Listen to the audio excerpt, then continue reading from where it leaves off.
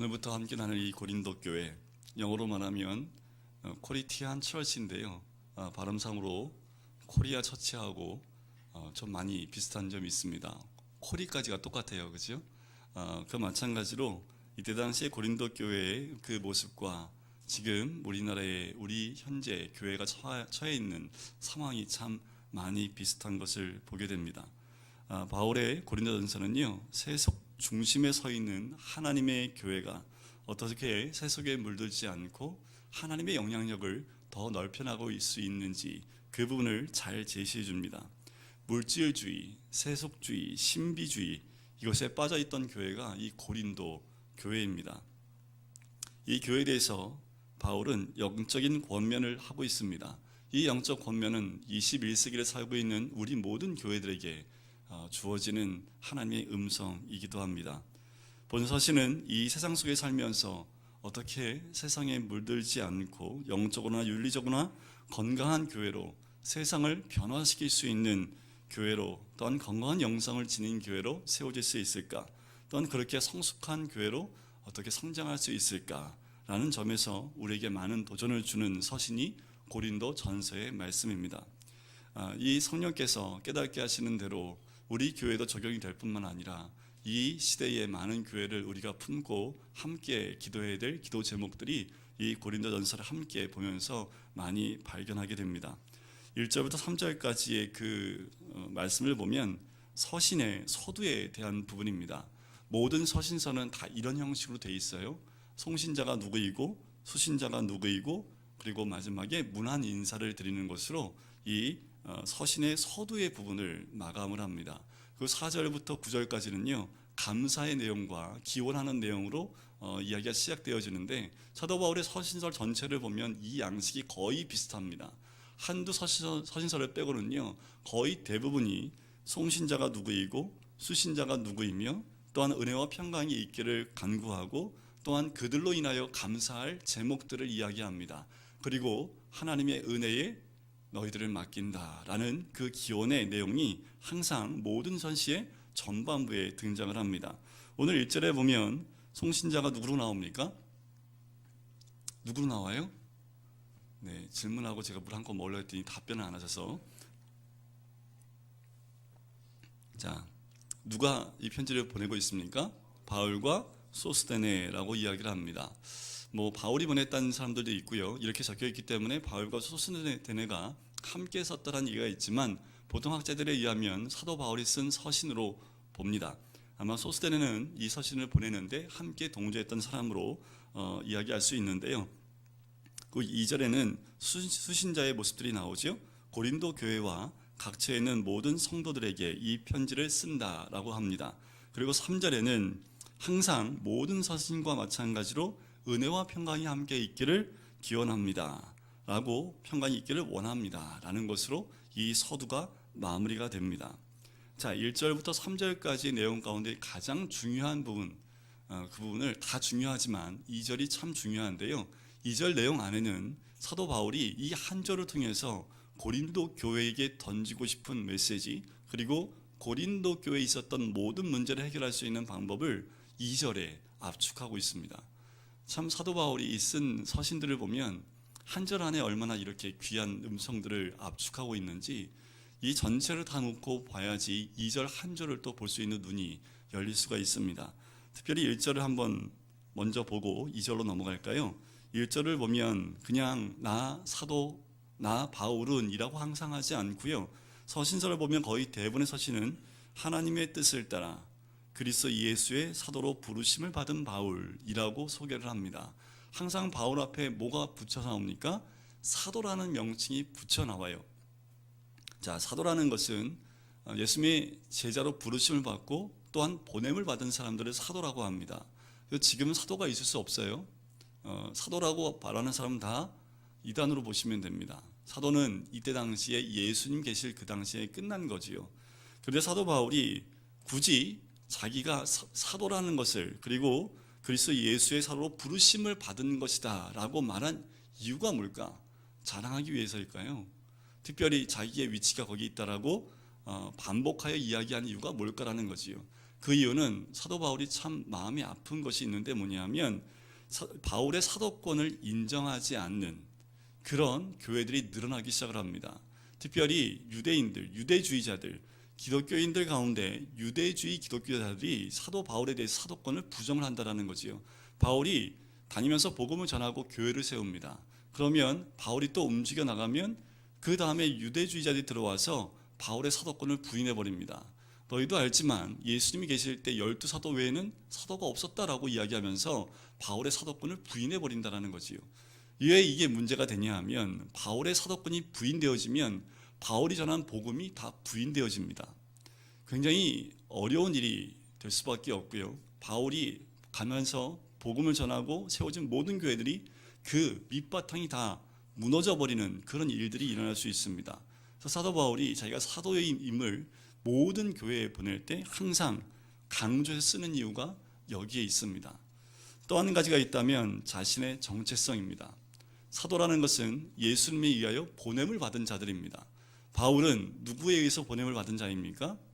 사도행전 9장에 보면 다메섹 도성에서 음성을 듣지요. 그때 예수님이 내가 너를 이방인의 사도로 보내겠다라는 그 메시지를 듣습니다. 그래서 바울이 나는 예수님께 부르심 받고 보냄을 받은 자이다 라고 해서 자기 자신의 정체성을 사도로 두고 있다는 거지요. 그러니까 누가 보낸 거라는 거예요? 예수님이 보낸 거라는 거지요. 그래서 어떻게 해요? 자기 자랑이 없습니다. 그 사도 바울의 고백을 보면 나는 이미 죽었고 내 안에 그리스도께서 하신다라는 고백을 통해서요, 자기의 정체성을 정확히 가지고 이 편지를 써내려가고 있다는 거지요. 자기가 자기의 생각으로 이런 것을 하는 것이 아니라 늘 주님께 부름받은 자로, 또한 주님이 보냄을 주님께서 보내신 자로 그렇게 내 자세와 삶을 그 정체성 위에 두기 위해서 늘 사도라는 이름을 자기의 이름 앞에 두고 있다는 겁니다. 그런데 우리의 정체성을 정확히 알고 있지 않으면 우리도 우리가 있는 위치에서 흔들릴 수 있다는 거지요. 이 사도 바울이 늘 자기의 사도의 정체성을 유지했듯이, 그런데 너무 안타까운 것은 이 고린도 교회에 있는 성도들은 그 정체성을 잃어버린 경우가 너무도 많았습니다. 말씀을 보면서 같이 보시게 될 텐데요, 2절 말씀을 한번 보시면 첫 부분에 이렇게 얘기를 합니다. 자, 고린도 교회를 뭐라고 표현합니까? 뭐라고 표현해요? 고린도에 있는, 자, 고린도에 있는 하나님의 교회라고 여기서 표현을 합니다. 자, 여기서 교회라고 하면 헬라말로 단수로 표현되어져 있어요. 고린도에는요, 지금 우리처럼 건물이 있어서 성도들이 한 자리에 모여서 예배드리는 장소가 아니라 초대교회 때는 대부분이 가정에서 예배를 드렸습니다. 그러니까 가정교회예요. 그러니까 고린도 교회가 몇 개나 되겠습니까? 굉장히 많은 교회들이 있었습니다. 그럼에도 불구하고 사도 바울이 이 교회를 단수로 쓰고 있다는 거지요. 이건 큰 의미가 있습니다. 왜냐하면 고린도 교회의 가장 큰 문제가 분쟁과 파당이 있었거든요. 분쟁이 일어났을 뿐만 아니라 파당을 줘서 교회가 3개, 4개로 갈라졌던 것. 이제 다음 주에 이 고린도전서의 1장 10절부터 보면 그 내용이 나와요. 무슨 파에서 갈라져서 4개의 파로 갈라져 있는 이 교회의 모습을 봅니다. 그런데 굳이 우리 사도 바울이 교회를 단수로 쓴 이유는 하나라는 겁니다. 교회는 하나로 연합되어지고, 또한 교회는 하나님의 이름으로, 하나님의 교회로 하나로 연합되어야 됨을 이 단어 하나로 우리에게 제시해주고 있다는 겁니다. 사도 바울이 심혈을 기울여서 개척한 교회가 이 고린도 교회입니다. 그런데 이 고린도 교회는 사도 바울이 개척했기 때문에 사도 바울의 교회라고 얘기하지 않습니다. 분명히 바울이 개척을 했지만 누구의 교회라고 표현하고 있습니까? 하나님의 교회라고 이야기하는 거지요. 이 말에는 이런 뜻이 있는 거예요.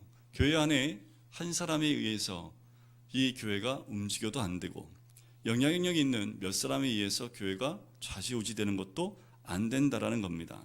특별히 하나님의 교회이기 때문에 교회의 주인은 하나님이라는 거지요. 이 교회가 지도자를 중심으로 일어난 그룹 간의 갈등에 대한 문제점도 여기서 해결이 되는 거예요.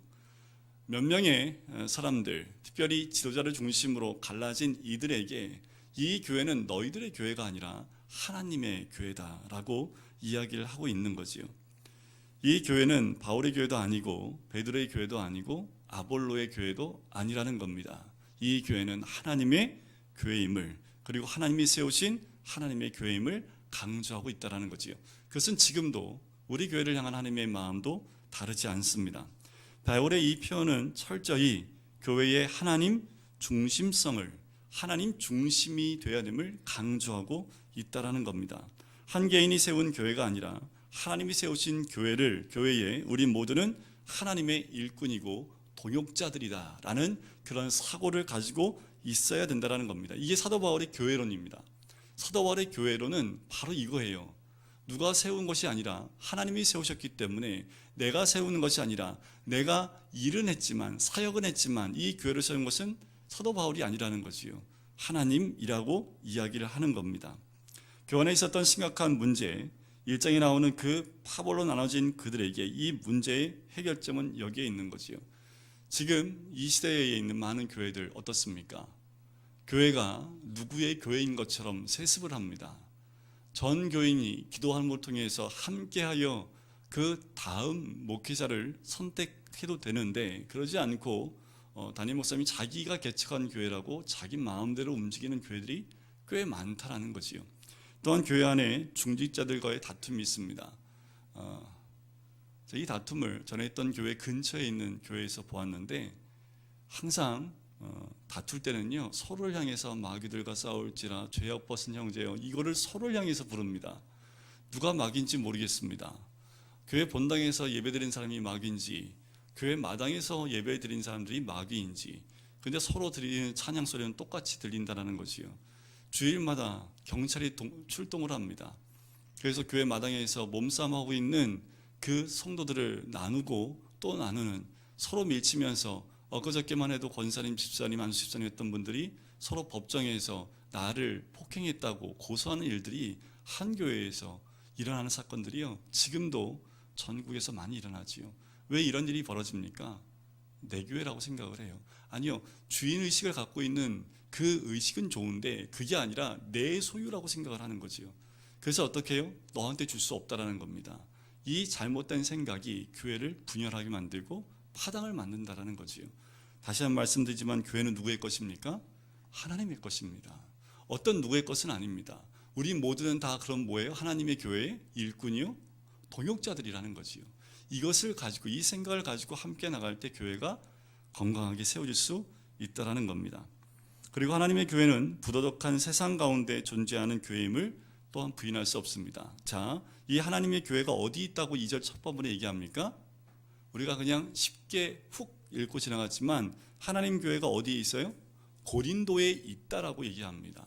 고린도라는 세상에 하나님 교회가 세워졌다라고 사도 바울이 이야기를 하고 있는 거지요.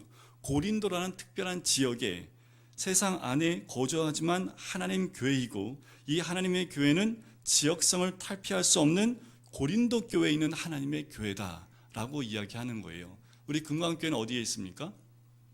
금호동에 있는 금강교회입니다. 금호동에 있는 금호교회, 뭐 이럴 수도 있고. 자, 우리 교회들은 다 어떤 생각을 가져 있어야 됩니까? 세상 가운데 있는 하나님의 교회라는 거예요. 이런 생각을 갖고 있어야 된다는 거지요. 이 표현은 세속에 물들어 있는 고린도 교회의 모습에 대한 중요한 지침을 제공해 주고 있습니다. 즉, 교회의 본질적 모습, 하나님 중심의 정체성과 소속됨을 잘 보여주고 있는 표현이라는 거지요. 교회란 어떤 특정 지역인 세상 가운데 살지만 하나님의 교회라는 사실을 처음부터 진술하고 있는 겁니다. 교회란 세상 가운데 있지만 세상에 속하지 아니하고 세상 속으로 보냄을 받은 것이 교회입니다. 다시 굉장히 중요합니다. 교회란 세상 가운데 있지만 세상에 속해 있지 아니하고 세상 속으로 보냄을 받은 것, 그것이 교회의 정체성입니다. 그런데 문제는 오늘의 교회가 고린도 교회처럼 세속에 물들어 간다는 거지요.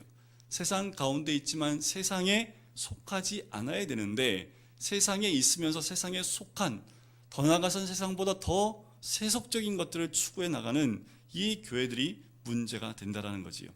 세상 안에 살면서도 하나님의 교회로서의 정체성, 그 본질을 잃지 않는 교회가 진짜 교회라고 사도 바울은 이야기를 하고 있는 거지요. 오늘의 우리 교회들은 어떻습니까? 세상에 거주하면서도 세상을 변화시키는 교회입니까? 아니면 세속에 물들어버린 교회입니까? 이것이 고린도에 있는 하나님의 교회, 이 말 안에 들어가 있는 메시지입니다. 자, 그럼 우리가 고린도라는 도시가 어떤 도시인지 좀 볼 필요가 있어요. 오늘은 좀 성경 공부한다 생각을 하고요. 조금 지루하시더라도 도시를 좀 한번 보고 그 도시에 속했던 고린도 교회가 과연 어떤 문제가 있었길래 이 사도 바울이 처음부터 이런 메시지를 던지고 있는지를 볼 필요가 있는 거지요. 자, 고린도라는 그 도시는 아가야 지방에 속한 도시인데요. 그 도시 아가야 지방이 수도 역할을 하는 것이 이 고린도 도시입니다. 다음 주에는 제가 좀 지도를 좀 보여드리도록 할게요. 이 고린도는 정치적, 문화적, 상업적으로 굉장히 중요한 요충지에 있었습니다. 서쪽으로는 로마가 있고요. 동쪽으로는 소아시아, 동쪽에 소아시아가 있고 남쪽으로는 아가야, 북쪽에는 마게도니아가 있습니다. 그 중간에 딱 있어서 모든 곳을 다 나갈 수 있는 요충지 역할을 했고요. 여기에 항구가 2개가 있었습니다. 그래서 로마에서 온 배도 이곳을 거쳐서 아시아 지방으로 갔고 아시아에서 온 배들도 이곳의 항구에 정박을 했다가 로마로 가기도 했습니다. 남과 북을, 동쪽과 서쪽을 연결하는 그 요충지에 있었던 도시, 무역과 상업과 종교의 중심지일 뿐만 아니라 헬라 문화가 꽃피었던 도시가 이 고린도 도시입니다. 한번 가셔야지요. 네, 한번 가셔야죠. 이 고린도 가서 고린도 강해를 하면 참 좋겠다라는 생각을 말씀을 준비하면서 했습니다. 당시에 이 도시에는 대략 한 10만 명 정도가 살았던 대도시였습니다. 이곳은 지중해 일대의 여행객들, 상인들, 그리고 백군들이죠. 배를 몰고 다니는 그 백군들이 머물기 좋은 장소였습니다. 2년마다 헬라적인 이스트미아라는 지역 체전이 있었고요. 4년마다 로마 제국 체전이 있었습니다. 그러니까 그 운동에 대한 그 체전도 있었고요. 연극, 웅변, 음악대회, 문화축제 모든 것이 골고루 갖춰졌던 도시가 이 고린도 도시입니다.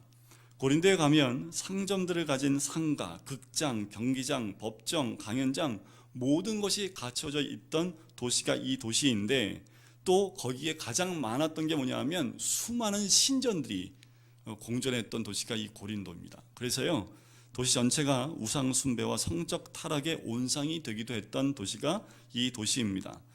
이 점은 바울이 고린도전서에 나와 있는 음행과 우상 숭배에 대한 문제를 다루는 것을 통해서 교회 안에도 이 우상 숭배와 또 음란함이 들어왔다는 것을 이미 알려주고 있기 때문에 이 도시 자체가 얼마나 음란했는지를 알 수 있는 거지요. 종교적으로 보면 혼합주의가 번성했는데요. 헬라의 사랑의 여신이 누군지 아십니까? 아프로디테 신전이요. 이 도시의 가장 높은 곳, 이에 한 600m 정도 높이에 있대요. 굉장히 높은데 이곳을 아크로고린도라고 하는데요. 그 꼭대기에 이 신전이 있습니다. 아프로디테 신전이 있어요. 모든 도시에서 다 볼 수 있습니다. 이 도시에서 이 신전을 섬기고 있는 여사제가 1000명이었대요. 대략 좀 약간 과장을 좀 보탠 거일 수도 있는데 1000명이었답니다. 이 아프로디테 신전에서 했던 것이 무엇이냐면 이들의 제사가 뭐냐면 그 신전을 찾아온 모든 사람과 성관계를 갖는 것이 그때의 제사였습니다. 얼마나 문란했을까요?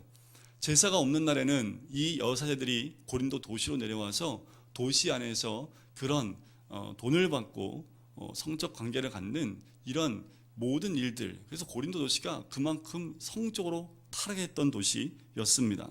또 아폴로 신전도 있는데요. 아폴로 하면 남성다움을 자랑하는 신전인데요.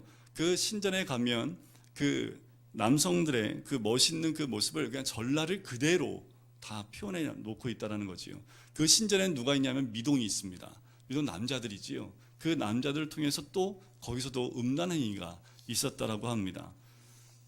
고린도는요 동성연애의 본산이었다라고까지 할 만큼 성적으로 굉장히 문란했던 도시가 이 고린도 도시입니다.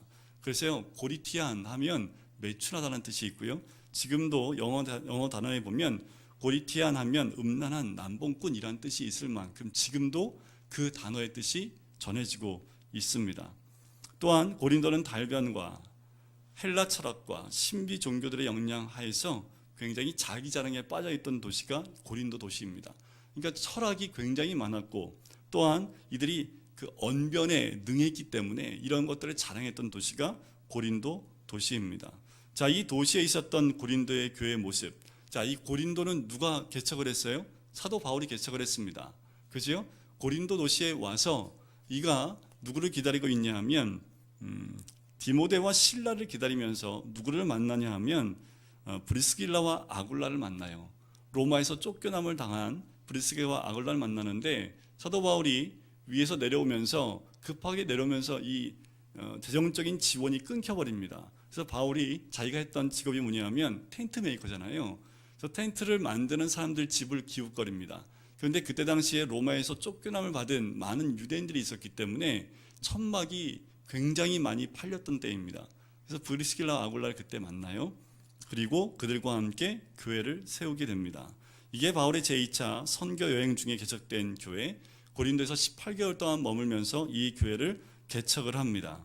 이방인들 대상으로 열심히 복음을 전합니다. 왜냐하면 유대인들은 사도 바울을 반발을 하고 또한 사도 바울에 대해서 원치 않고 그 복음 받아들이지 않았기 때문에 이 이방인들 대해서 복음을 전하게 되지요. 그리고 이방인들이 많이 주께로 돌아온 역사를 경험하게 됩니다. 그 후에 바울은 그것을 떠나 브리스길라와 아굴라와 함께 에베소로 갑니다. 에베소에 이 브리스길라와 아굴라를 남겨놓고 자신은 다시 안디옥 교회로 돌아오지요. 그게 2차 선교여행의 끝입니다. 근데 그때에 여러분들 사도행 18장 끝부분에 보면 누가 등장하냐 하면 유대 그리스도인인 아볼로가 등장을 해요.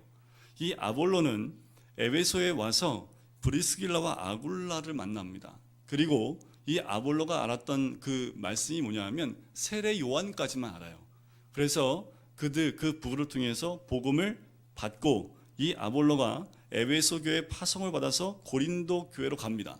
그래서 제2대 담임 목사 역할을 했던 사람이 아볼로예요. 그래서 다음 주에 보게 될 그 본문에 아볼로파가 나오는 겁니다. 이 아볼로의 특징은 언변이 굉장히 좋습니다. 자, 그것에 가서 이 사역을 하는 동안 그 사이 이 사도 바울은요 3차 선교여행을 시작을 해요. 그래서 에베소에 와서 3년 동안 체류를 합니다. 그리고 두란노 서원에서 중심으로 복음을 전하기 시작을 하는데 문제는 거기서 3년 동안 머물면서 고린도 교회의 소식을 듣는데 문제가 한두 가지가 아니에요. 그 문제를 들을 때마다 편지를 씁니다. 여러 편의 편지를 썼는데 학자들에 의하면 그 편지들 가운데 가장 긴 편지가 이 고린도 전서였다고 합니다. 자, 고린도 교회는 특별히 성령의 특별한 역사를 통해서 부흥과 영적 은사를 많이 체험한 교회가 이 고린도 교회입니다. 그런데 바울이 떠나고 난 다음에 순회 전도자들이 들어와요. 그래서 그들이 악한 영향을 끼칩니다. 아까도 말씀드렸지만 바울의 사도권을 부정을 하지요. 거기에 할례를 받아야 된다, 율법을 지켜야 된다, 이런 것들을 영향을 줍니다. 그리고 이 교회가 주변의 헬라적인 사조의 영향을 지속적으로 받아요. 그래서 어떻게 해요? 세속화의 길을 가게 됩니다. 외관상으로는 다양하게 이런 문제들이 표출이 되지만 근본 문제는 딱 하나였습니다. 1장에 나오는 당파, 그리고 분쟁, 파당, 이것이 가장 큰 문제였다라는 거지요. 자, 문제점을 몇 가지로 좀 말씀을 해보면 언변, 지식, 지혜를 육적이고 세상적인 방법으로 추구함으로 복음을 변질시키는 문제가 있었고요. 그게 이제 5절에 보면 그 말이 나오지요. 언변과 모든 지식의 풍족함으로라는 말이 나오지요. 그만큼 그 언변과 지혜를 통해서 복음을 달리 변질시켰다라는 거지요. 또한 세상적인 관점에서 그 지도자들을 추종하고 자랑합니다. 이게 분열된 거지요. 또 영적 체험들을 많이 했어요. 그래서 그걸 자랑합니다. 교만해지게 되는 문제점이 있었고요. 또한 경험적 영적 체험들에 비해서요, 이들의 도덕적인 의식은 굉장히 낮았습니다. 그러니까 삶에 대한 불감증이 심화돼서요, 이 가정이 깨지고 가정 안에 도덕적인 부분들이 다 깨져버린 성적 자유주의, 금욕주의들이 함께 교회 안에 공존했던 문제점이 있습니다. 또한 종교의 혼합주의, 그래서 우상의 재물을 마음껏 먹었던 이들의 모습들, 또한 세례와 성찬과 영적 은사를 남용함을 통해서 질서가 교회 안에 다 깨어져 버린 모습들, 또한 몸의 부활을 부정하는 이들의 모습들, 이런 문제들이 교회 안에 많이 드러났습니다. 이 문제들에 대한 답변으로 바울은 그리스도를 따르는 자신의 모범을 함께 얘기합니다. 나를 봐라. 그리스도를 따라가는 나를 보고 좀 닮아봐라 라고 11장 1절에 말씀을 하고 있어요. 또한 기도론적이고 종말론적인 면에서 교회론적인 어떤 이 윤리적인 답변을 시도하기 위해서 자신의 기독론을 가지고, 또한 아까도 말씀드렸지만 교회는 누구의 교회예요? 하나님의 교회라는 관점을 가지고 이 편지를 써내려 가면서 거기에 윤리적인 면까지 함께 이야기하고 있다는 거지요. 자, 2절에 두 번째 줄에 보면 성도들에 대한 이야기가 나옵니다. 그분이 이렇게 나오지요. 그리스도 예수 안에서 거룩하여지고 성도라 부르심을 받은 자들이라고 이야기를 합니다. 지금 좀 전에 제가 고린도 교회 문제점이 뭐라고요? 하여튼 많아요, 그죠? 어마어마하게 많아요. 죄와 비윤리적인 행위, 그 음행이죠, 방탕, 우상숭배, 시기, 분쟁, 파당, 이기심, 무질서, 이단의 문제들로 얼룩져 있는 공동체인데 이들 향해서 뭐라고 얘기를 해요? 그리스도 예수 안에서 거룩하여지고 성도라 부르심을 받은 자들이라고 이야기한다는 거지요. 여러분들, 이게 한 단계 더 나가면요, 사도 바울을 이들이 뭐라고 얘기한지 아십니까? 사도 바울을 배격했던 사람들입니다. 교회를 개척한 초대 담임 목사인데, 선교사이며 담임 목사인데 왕따를 시켜요. 어떻게 해요? 사도 아니래며 하면서 교회에서 그가 전한 복음을 그냥 다 제외해버리는 일을 또한 겪게 됩니다. 그런데 사도 바울은 그들을 향해서 분노를 표출하지 않습니다. 그리고 오늘 이 본문 말씀을 통해서 뭐라고 얘기합니까? 성도라고 얘기하는 거지요. 그것은 자기의 감정이나 자기의 생각이 들어가는 것이 아니라 하나님의 관점으로 그들을 보고 있다는 겁니다. 이와 같은 정체성을 갖고 있는 그들이 현실감을 상실해서는 안 되는데, 그런데 그들은 그 현실감을 상실해 있죠. 하지만 사도 바울은 어떻게 해요? 그들을 하나님의 거룩하여진 성도로 보고 있다는 겁니다. 교회는 세상으로부터 부름받은 무리로 복음 전파와 사회개혁을 위해 세상 속으로 부름받은 사람들이 성도입니다. 그런데 이들이 그것에서 떠나버렸다는 거지요. 하지만 사도 바울은 그 관점에서 떠나지 않았다는 겁니다. 또한 세 번째로 2절의 말씀에 나오는 것이 뭐냐 하면, 각처의 뒷부분에 나오지요. 각처에서 우리 주 곧 그들과 우리의 주 되신 예수 그리스도의 이름을 부르는 모든 자들이라고 나옵니다. 단지 고린도 교회 성도에게만 전하는 것이 아니라 고린도를 넘어 그 넓은 지역에 있는 모든 자들을 품고 함께 그들에게 이야기하고 있는 거지요. 그 말은 뭐냐 하면 고린도 교회뿐만 아니라 그 주변에 있는 모든 사람들을 하나로 예수 그리스도 안에서 하나로 연합되어지는 것을 이야기하고 있다는 겁니다. 결론적으로 말씀을 드리면 2절에서 고린도에 있는 하나님의 교회라는 표현은 세상 가운데 있는 교회의 참된 모습을 지적하기 위해서라는 거지요. 자, 2절을 이런 생각 갖고 다시 한번 읽어볼까요? 2절 말씀을 다시 읽겠습니다. 시작. 고린도에 있는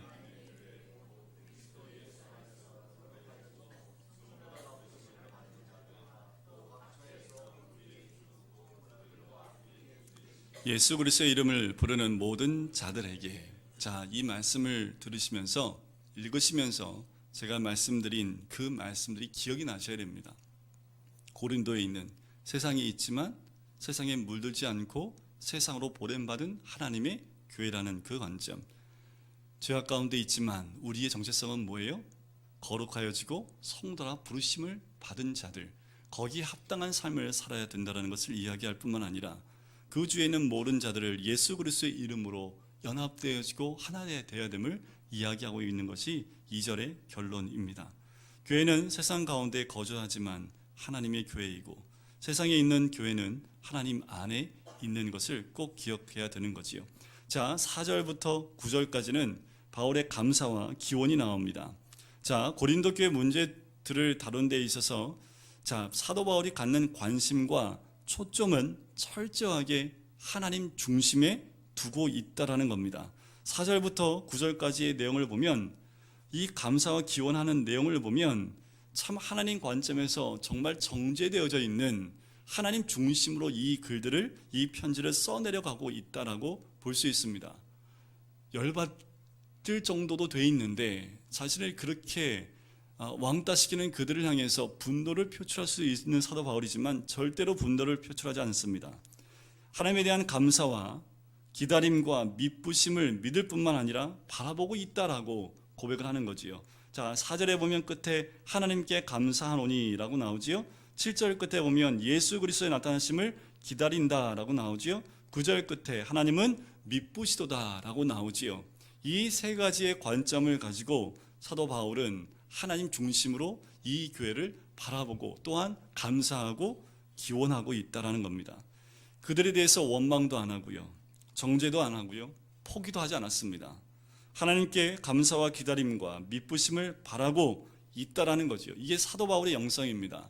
자기를 아무리 험담을 한다 할지라도 그의 목회관과 또한 선교사로서의 그의 마음의 영성은 그들을 현재의 그 죄된 모습으로 보고 있는 것이 아니라 그들 가운데 임한 하나님의 은혜에 감사할 뿐만 아니라 앞으로 그들을 하나님 예수 그리스도의 날 그 나타나실 때까지 그들이 기다려짐과 또한 하나님의 미쁘심을 기대하고 있는 사도 바울의 영성이 이곳에 나타난다라는 겁니다. 그는 여전히 그들에게 베풀어 주셨던 하나님의 은혜에 대한 지속적인 감사와 돌보심과 미쁘심을 잃지 않고 있다라는 겁니다. 우리는 이런 바울과 같은 상황이 된다면 과연 어떻게 반응을 할까라는 거죠. 바울처럼 이렇게 교회 안에서 또한 가정 안에서 공격을 당하면 어떻게 될까? 이렇게 한번 써봤어요. 우리의 마음이 이렇지 않을까? 저 인간들은 중생도 안 했어. 안 했음이 분명해. 저게 무슨 신자라고 할 수 있어. 역시 고린도 교인들은 할 수 없어. 저들은 안 돼. 라는 생각이 들지 않겠습니까? 그런데 그 사도 바울은 이것을 마음에 두지 않고 하나님의 마음과 하나님 중심과 하나님의 눈으로 이들을 바라보고 있다라는 거지요. 우리는 예수님이 오시는 그날까지요, 공사 중에 있는 사람들입니다. 여러분들 주변에 공사 중이라고 되어 있는 팻말을 좀 본 적이 있으십니까? 거기 이렇게 되어 있습니다. 공사 중에 불편을 드려서 죄송합니다. 현장 소장 100이라고 적혀 있죠. 그죠? 자, 우리 모두는 이와 같은 공사 중에 있는 사람들이라는 거지요. 언제까지요? 그리스도의 날이 오기까지. 자, 공사 중에 있는 사람들은 이 사람 저 사람 이 모양 저 모양으로 불편을 끼치게 되지요. 그럴 때마다 서로 가슴에 뭐를 확인하시면 돼요? 공사 중 아무개라는 팻말을 확인해 보시면 됩니다. 다 공사 중이라는 거지요. 하지만 공사가 완공될 때가 온다라는 거지요. 우리의 경건의 모습도 우리의 영적 이해도 아직은 완전하지 못합니다. 생각도 어린아이와 같고요, 말하는 것도 어린아이와 같고 행동하는 것도 어린아이와 같다라는 겁니다. 어쩌면 우리는 지금 레미콘 속에 들어가서 이게 버무려지고 있는 그런 모습이 우리의 모습 아닙니까? 뭘로 버무립니까? 말씀과 그죠? 기도로, 환경을 재료로 통해서 우리는 버무려지고 있는 사람들 아닙니까? 그래서 어떻게 해요? 버무려져서 완공될 때까지 인내해 줘야지요. 사랑해 줘야 되죠. 관용해 줘야 되는 것이 사도 바울이 우리에게 전하는 고린도 교회를 향한 마음이기도 합니다. 사실 우리는 그리스도 안에서 그와 함께 모든 것을 받았기 때문에 우리는 그리스도 안에서 교제해야 되는 하나님의 사람들인 줄 믿습니다. 과연 바울이 고린도 교회에 가졌던 하나님 중심의 관점이란 어떤 것일까라는 거지요. 어떤 관점입니까? 바울이 여기서 언급하고 있는 그 5절 말씀에 보면 언급하고 있는 언변, 그리고 지식, 그리고 7절에 나오는 은사는 고린도 교회에서 남용되고 오용됐던 것들입니다. 그런데 오히려 그것들에 대해서 감사를 하고 있지요. 이들은 이것들을 통해서 시기와 분쟁을 일으켰고 자랑과 교만과 무질서를 일으켰던 수단으로 일으켰던 것이 이 언변과 지식과 은사였는데, 오히려 그것들을 통해서 하나님의 놀라운 목적과 하나님이 이 모든 것들을 사용하셔서 긍정적으로 그 일들이 이끌어 나가실 것을 사도 바울은 오히려 거꾸로 이야기하고 있다는 겁니다. 언변도 필요하지만 그러나 십자가의 돌은 잃어버려서는 안 되겠지요. 지식도 있어야 하지만 자랑함이나 교만함으로 나가서는 안 됩니다. 오히려 덕을 세우는 일로 나가야 되겠지요. 은사는요, 강조하고 자랑하고 교만해지는 것으로 또한 파당으로 나가는 것이 아니라 사랑 가운데 공동체의 세움과 연합과 질서로 나가는 것, 그것이 이 은사인 줄 믿습니다. 우리가 이 사도 바울이 가졌던 이 관점들, 하나님 중심의, 하나님 관점의, 또한 하나님의 교회라는 그 중심을 가지고, 또한 이 고린도 교회들이 가지고 있는 그 장점들이 지금 단점으로 사용되고 있는 그 모든 것들이 다시 하나님께 쓰임받을 수 있는 것으로 바라보고 오히려 감사하고 있다는 그 사도 바울의 모습이기도 합니다. 우리들이 다 그런 모습이 되었으면 좋겠습니다. 또한 서로를 바라보실 때 어쩌면 내가 가지고 있는 그 장점을 가지고 서로에게 단점의 모습으로 드러날 수 있습니다. 하지만 그 달란트와 장점은 주를 위해서 우리에게 주신 거지요. 그걸 위해서 사용되어질 때 하나님 나라는 더 든든하게 세워지게 될 줄 믿습니다. 그래서 우리도 똑같이 사도 바울처럼 하나님의 때를 기다리면서 사랑 가운데 용납하고 관용하는 모습이 우리들 가운데 있어야 되지 않을까. 그래서 오늘도 우리는 말씀 안에서 서로를 위하여 또한 서로를 높여주면서 또한 주님 안에서 하나가 되어지는 교회, 분쟁이나 파당이 아니라 서로가 서로를 위해주고 사랑과 하나가 되어지는 교회, 그것이 오늘 서론 부분에 사도 바울이 우리에게 해주고 싶은 말이었고요. 또한 이 서론 부분에 앞으로 어떻게 사도 바울이 그 모든 문제를 풀어나가게 될까라는 그 열쇠를 한 단어씩 우리에게 선물로 준 것과 마찬가지입니다. 다음 주부터 함께 보게 될 이 말씀들을 아마도 이 서론 부분에 나와 있는 이 열쇠들을 통해서 함께 나누게 되지 않을까. 이 모습들, 사도 바울의 그 영성이 우리의 영성이 되기를 주님 간절히 축원드립니다. 그래서 고린도 교회가 다시 말씀 위에 세워질 때까지 사도 바울이 끝까지 기도함으로 기다렸던 것처럼 우리도 함께 기다리면서 몸된 교회를 섬기는 그 자리가 우리의 자리가 될 줄 믿습니다. 우리 지금 같이 기도하실까요?